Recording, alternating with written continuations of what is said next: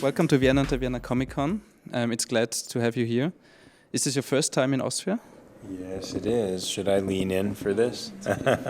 Yes, first time in Austria, and we're having a good time so far. What does it mean to be here, one of the guest stars?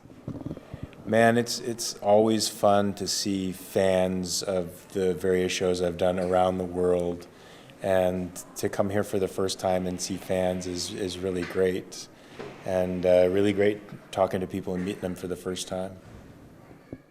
I'm sure you have been on many other conventions. What do you think is the difference here in Austria? You know, the floor. You guys have only been doing it a couple of years, yeah. Second time. It's got a good crowd, especially for only 2 years, and a really great, clean, organized floor, and not all the chaos that you typically find in so many Comic Cons, and that's really nice. And the fans are really nice. So that's what I find not different from other Comic Cons, but certainly the organization is pretty good. When you started your career, have you ever thought that you will be so popular as you are now?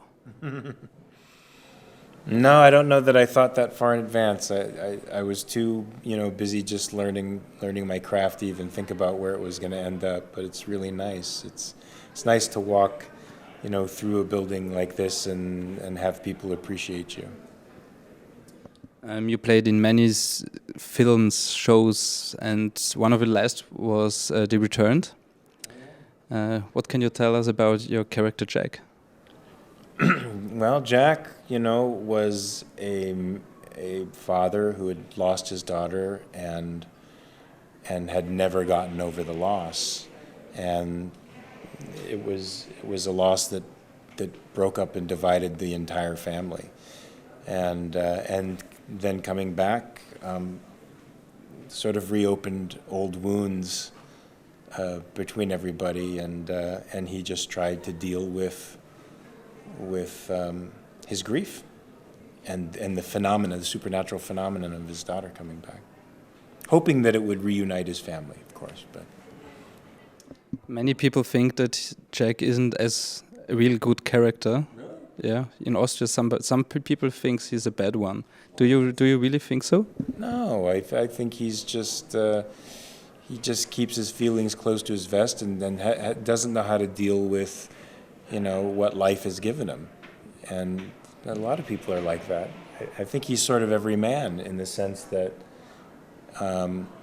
he deals with his grief probably inappropriately, but the way he deals with it. And I think he finds his redemption when his daughter comes back. He uses that moment to try to turn his life around and to try to reunite his family. You played many other characters. What do you think was the worst one? The worst? As in the meanest? Yes.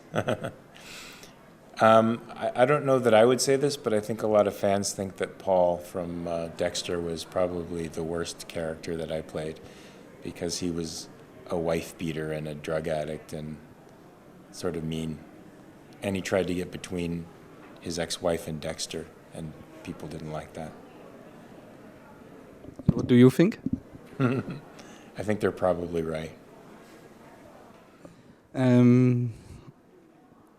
As it seems, you play in many mystical shows like Supernatural, The Returned. Do you think that it's easier to play such characters in such shows? I think the supernatural realm is actually really hard to act. Like, I think horror in general, and that kind of genre is really hard to act because it's such extreme circumstances. You would never in a million years find yourself in that circumstance. So it's really hard to bring it to life. So I think it's a really hard genre. Is there any character left that you would like to play?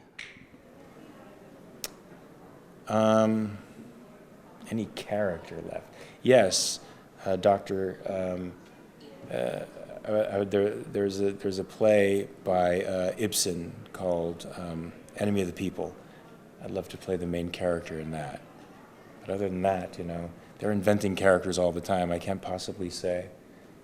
But there's probably one out there that is going to meet me head on in a couple of years, and I hope it does.